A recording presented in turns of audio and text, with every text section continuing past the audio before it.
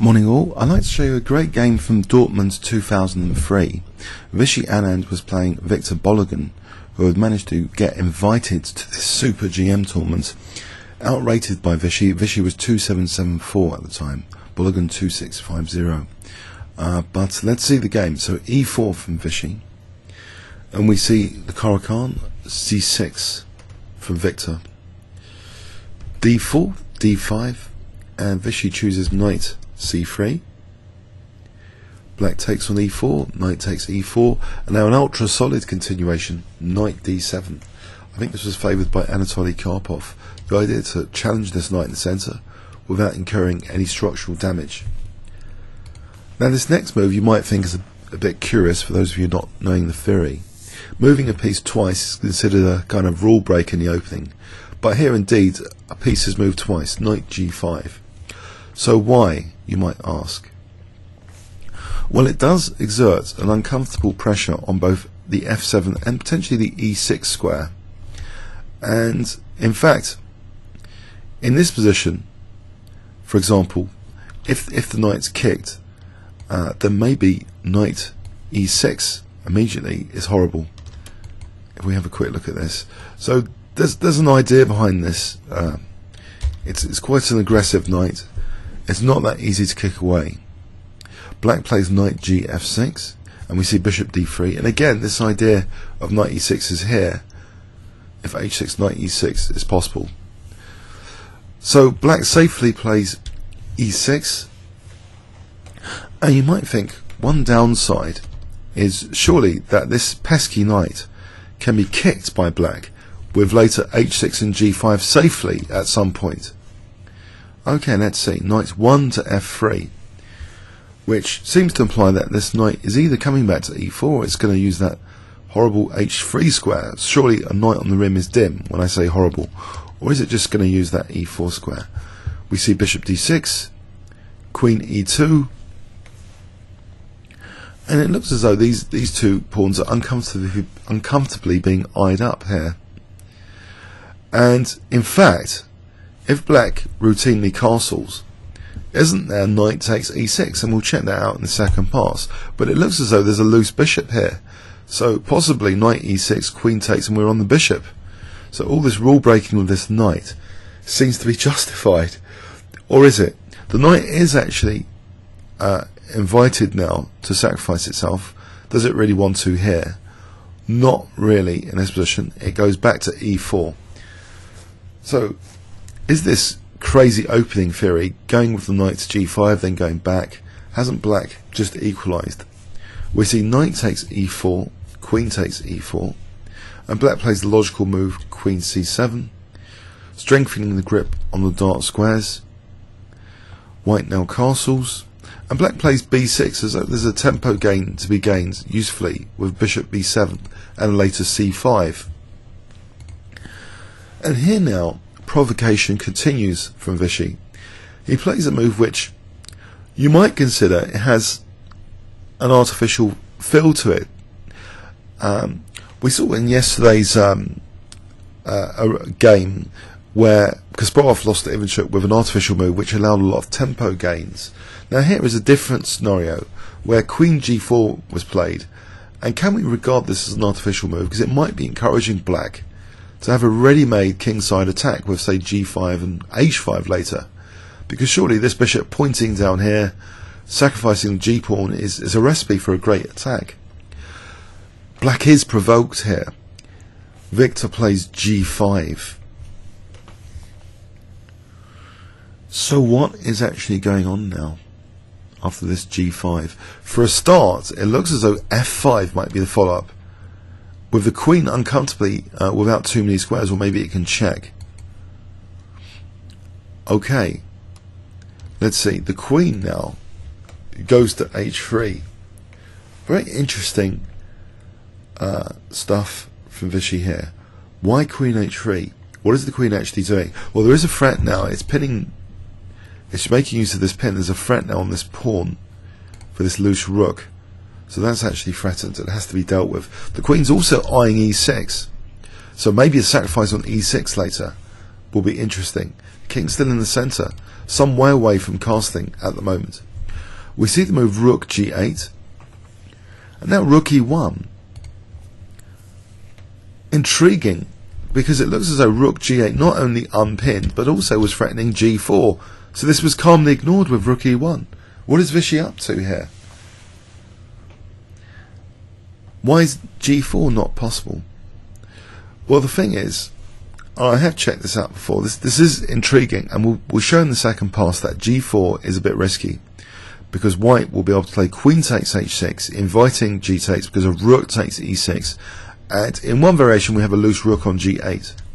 So that's why Viktor decided, forget g4, he plays bishop f8. Now things get really technical again. We see the move queen f5, so what is this threatening now? Is it really threatening the move, for example, queen h7 to attack this vulnerable rook? Then if rook g7, the cheeky queen takes h6? Possibly. Also, of course, rook e6 might be on the cards here for trying to win this rook again. And you might ask, why wasn't it actually possible immediately in this position, rook e6? These are questions for the second pass. It's a very technical position, but queen f5, okay. Bishop g7. And now again, although rook e6 might seem tempting, move h4 was played. Black now plays king f8. He's given up on trying to castle queenside. Too much is going on here. Does he want to try and generate some dynamism? He's attacking the queen now because he's unpinned here. This queen has to move. And it goes back cheekily to h3. Knowing that g4 has been blocked by their own bishop, it's not possible now for g4. So white's still threatening now to win a pawn with hg. White now, black now plays rook h8 rather, rook h8. So on hg at least the queen will be attacked. This is now taken, hg, and the queen now moves to g4. A large number of queen moves from white in this game. And what has been the end result? There's been some buttering up of the king side here, with the king on f8 rather than casting queen side, and these pawns look a bit loose. We see the move c5 now, as though maybe one day bishop b7 is going to be useful. But he's giving up g5, and that is actually taken here. C takes d4. Okay, this knight can't really take hit. Black at least has got some play on h2. If knight takes, it would be a bit of a disaster, it would seem. So we see rook ad1, bishop b7, and finally this other piece is now in the action. And is black really threatening something like bishop takes f3 and queen h2 here? White now plays this rook sack. Rook takes e6. So what on earth is going on in this position to make this interesting, you might ask? Well, one point to note is bishop takes f3. I think we have queen takes f3, so pinning that pawn, and the queen check might be harmless, king f1, and we'll check that out in the second pass. The rook will also be hanging on a8. So here black decides to take the rook, and can you guess what Vishy plays now in this position? So he's just sacrificed the rook. What does white play now in this position? If I give you 10 seconds starting from now.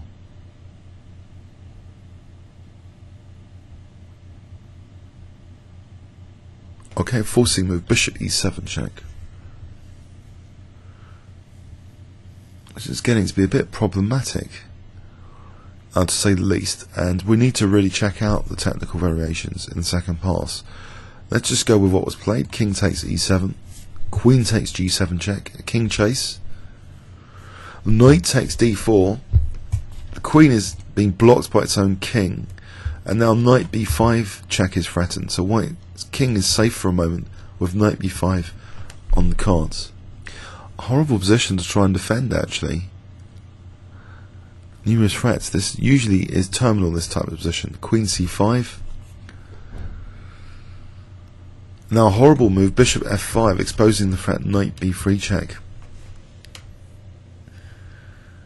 The king can't escape back, you know, knight takes e6 check. King's being horribly exposed here. Queen e5, as though there's a faint hope of getting the queens off for queen h2. Not really. The discovered check wins the queen. Queen d5. And Vishy's not too keen to immediately take the queen here. He plays queen g3 check. We see king e7. The queen is taken now. Bishop takes d5. Check. King d6. Check. It's not very pleasant. King e7. Bishop e4 challenging one of black's best pieces.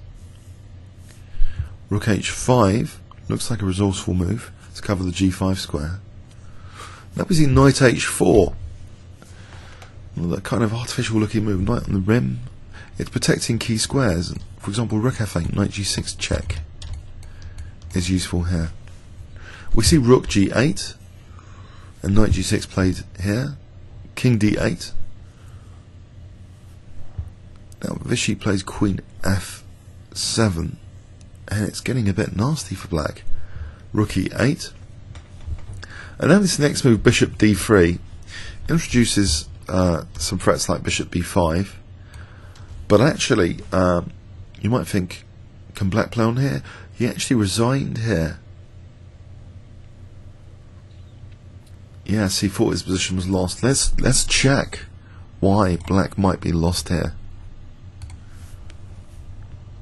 So, entering a bit, sir. I'm trying to show you two lines. I've given a bit more space to show you two lines today. Make sure that second line's shown. Looks as though white's doing very well. So let's imagine, I think the threat is bishop b5. That's a key threat, bishop b5. Because that's pretty nasty. Okay, so if black tries to parry that with bishop c6. Okay, so a good move here is apparently knight e7. That's it's a double attack. So say rook c5 defending both. Knight takes, rook takes. Now g4, and this pawn looks quite a danger. Let's go with rook c5, king g2. It looks as though white's got the easier to play position, and he's two pawns up as well. So in this position, this is a case where the queen is stronger than the two rooks. It's difficult, much more difficult for black to play this position, especially with this g pawn. It's supported potentially by the bishop. So this looks as though it favours white, but maybe he could have played on a few more moves, but didn't fancy it. Okay, so white is better anyway. We know it's easier to play for white, and white's better here. So okay, a very interesting game, very provocative. This opening play is intriguing. You might think knight g5, knight f6. Let's see, if h6 as I mentioned, knight e6 is possible. And actually, even the check doesn't help here. Bishop d2. And here, actually, there's a neat little trick. I think John Nunn mentioned, or it was in a John Nunn game, that actually white could even play bishop d3 here. Pretty naughty stuff, because of taking. We have check, and we have bishop a5. It's a noteworthy trap in this line, skewering the queen. So this is a pesky knight, a dangerous knight, to be treated with caution, great caution. And you might think, well, kick it later, play even g5. Well, this game was a vivid demonstration that black needs to be careful about being softened up on the king side. So bishop d6 here, queen e2. Now, can black routinely castle without being blown to bits with knight e6? No, knight e6 is a very strong move here. So tactically, this rule breaking, this moving the piece twice, you know, in certain positions, it's justified. Here, if white's really winning material without being punished, then that's winning. That's winning material. There's no compensation. It seems not enough. With a check, you just play bishop e3. It's not good. If knight g4, if we follow that through, white will have a huge position here. For example, knight e5, and he's a lot of pressure threatening knight f7, etc. So this needs to be taken very seriously after queen e2. Black played h6. Now, does A follow B follows C? Because if you play h6, does that mean you need to follow with g5? Well, Viktor was encouraged to. Maybe he could. He can't castle here because of mate. And if he plays knight f6, the problem with knight f6, white retreats the knight and has the nice bind on that e5 square. And this, all of a sudden, this is a very pleasant position for white, it would seem. Nice bind anyway. Bishop's kind of hemmed in. It's okay. It's an okay position, but you know, it's kind of given the idea that black's not going to have a great time here, potentially. The classic c5 break should offer some sort of equalization. White is a 3-2 pawn majority. Okay, it's a game. It's a different game. Maybe that's technically that's obviously much safer than this game continuation. So in this game continuation, we see some excitement with queen c7. White castling. Now b6. Now I should mention, actually, you know, Bologan's a real fighter, and he qualified for this tournament, and amazingly, despite this loss to Vishy, he had actually played Vishy more successfully in an earlier round, which I think we could cover in another video soon. And actually, he managed to win this Super GM tournament. It was a major upset for that year. He created a sensation. He actually won this tournament, and this was his only loss. But you see, he's not playing that bog standard way. He's trying to get an attacking initiative going by finching the bishop, maybe castling queenside. The aggressive intentions are there, but Vishy plays a lot of clinical moves now from queen g4.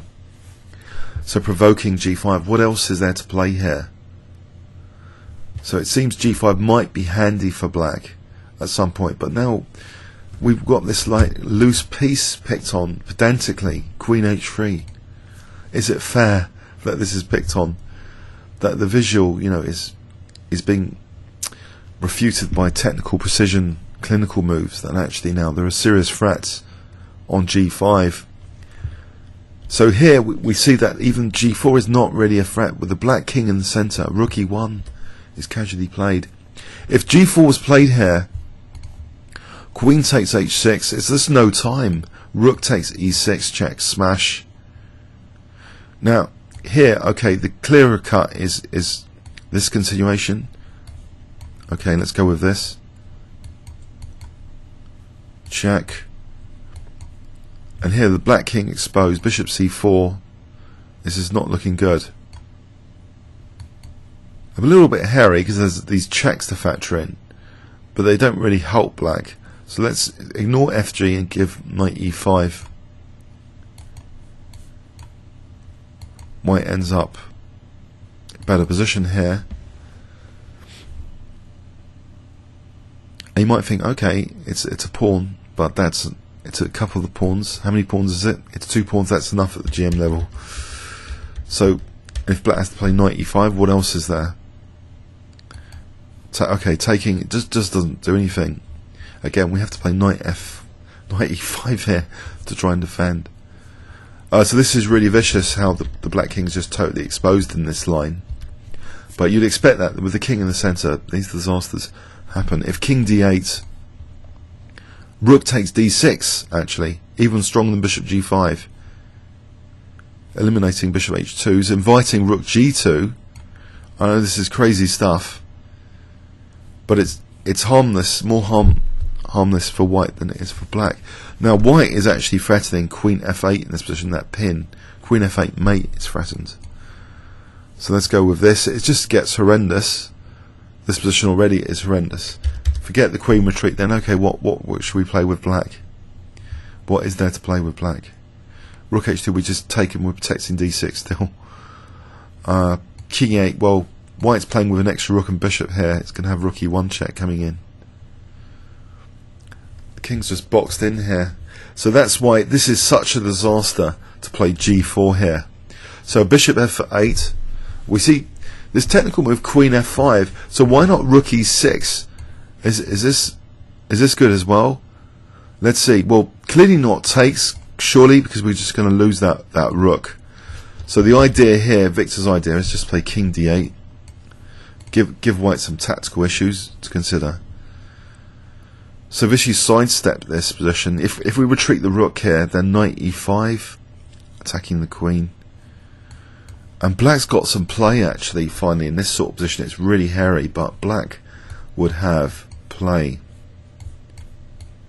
So this is all kind of avoided. Might not be that bad for black.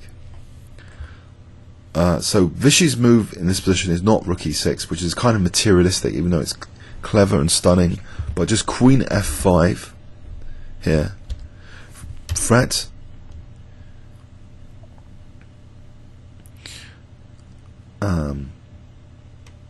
Okay, fret is actually rook e6 again.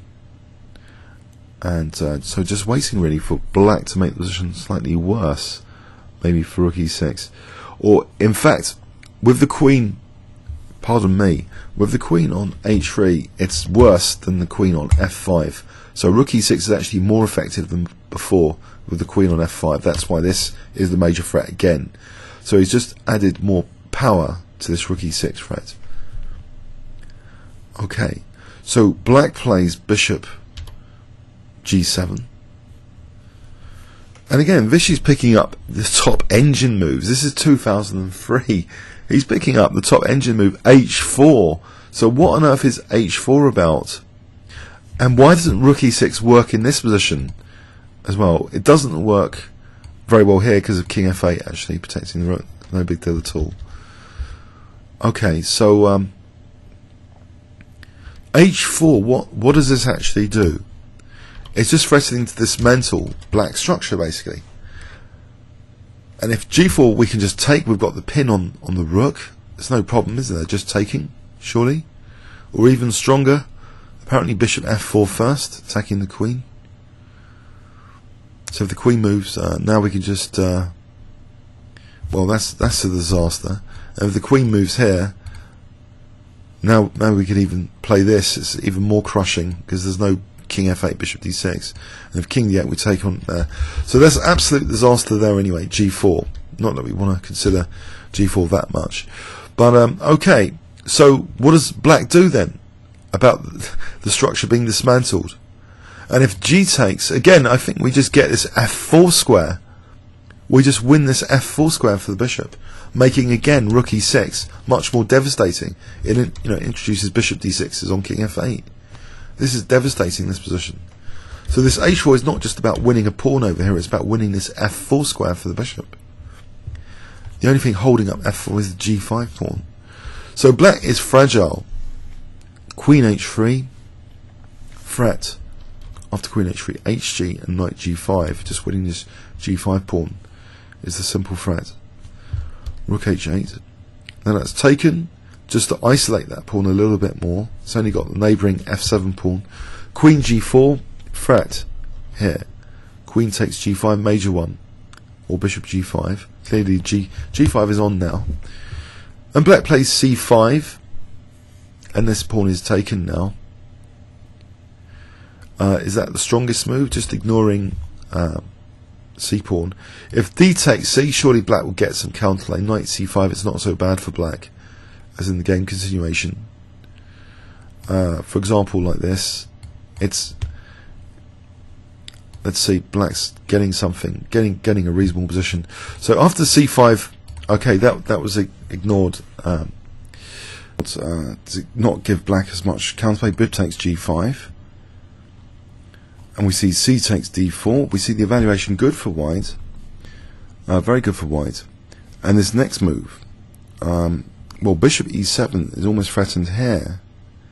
It's almost a good move from an engine point of view, just to drive the king to g8, nothing else, and return the bishop strangely back to h4. Maybe it can go to g3. Let's have a quick check on that. So this is no good here. If queen takes g7, we have rook. Say rook f8. What else is there?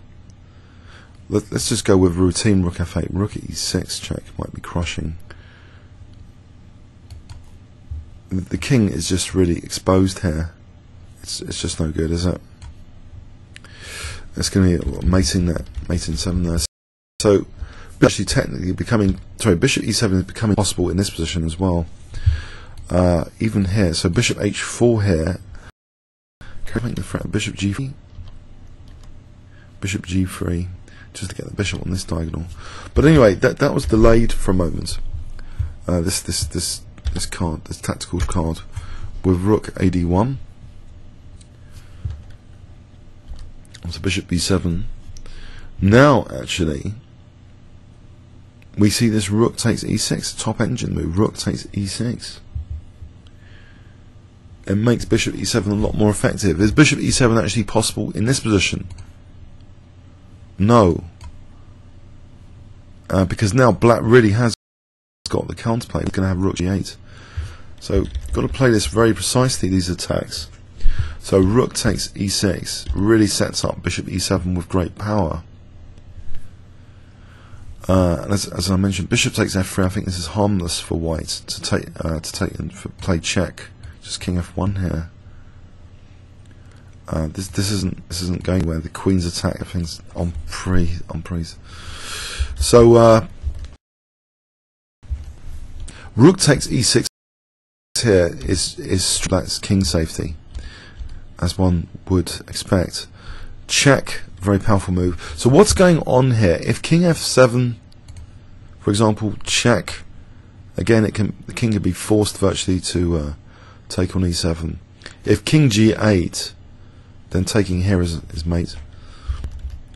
So the king will be forced to go into this line anyway, taking. So we take. Now knight takes d4, threatening knight b5, principal threat I would expect. Or is it knight b5? Also queen very strong. So that's parried. How else to parry that threat? Here. With the king there, it's not too many options, basically. King's trying to be given an escape route back. So bishop f5 in this position was played. Maybe it's not the most technically accurate move. Apparently knight b5 check is also really strong. So if king c6, bishop e2, and now we have the threat. Queen takes d7 is a good one, mate in 1. As well as, in this position, why not, okay, b4, if queen takes, what's going on here? Queen g3, threatening mate on d6 and c7, and that's pretty terminal. So it looks pretty bleak for black anyway, but bishop f5 is also, I guess, very strong as well. Just simply threatening things like knight b3 as well as the e6 pawn, knight e6 as well to win the queen. So queen e5 was played, and now knight f3 check. It does allow black to get some material for the queen, though. But it's a difficult position to play in the end, as we see, because white's already sacrificed the rook from earlier. So black sacrificing the queen for another rook, so it gives the two rook situation versus the queen. It just so happens that this position, it was decided by Victor it wasn't worth playing on here, because white has also got 2 pawns extra. Black's a bit tied up, and he'd have to see this resource as well. Bishop c6 for rook c5, which is quite technical in this position. So white's got these menacing threats. Where else does, I mean, without bishop c6, that's a very clever move actually, an engine move here to stay in the game. Otherwise, where is this rook moving? You know, if rook g5, bishop b5 is a really strong threat. This is harmless. it's just it's a nightmare position to try and defend. So if black wants to stay in the game, as mentioned before, bishop c6, but it's just very difficult to play, and he resigned here. Bishop c6 would have been the best, I think, continuation if black wanted to play on. Okay, so a great game, but credit to Viktor for winning actually this Super GM tournament. This was his only loss, and it's important to get the context of these games. He had beaten Vishy in an earlier round, and I think we should check that out on the channel soon. Viktor Bologan's still kicking around in the top 100 in the world, but he's been up to the top 20 in the world in previous years. I think so. He's a great player, but he's just on the receiving end in this particular game. But overall, a fantastic tournament for him, as it turned out. Okay, comments or questions on YouTube. Thanks very much.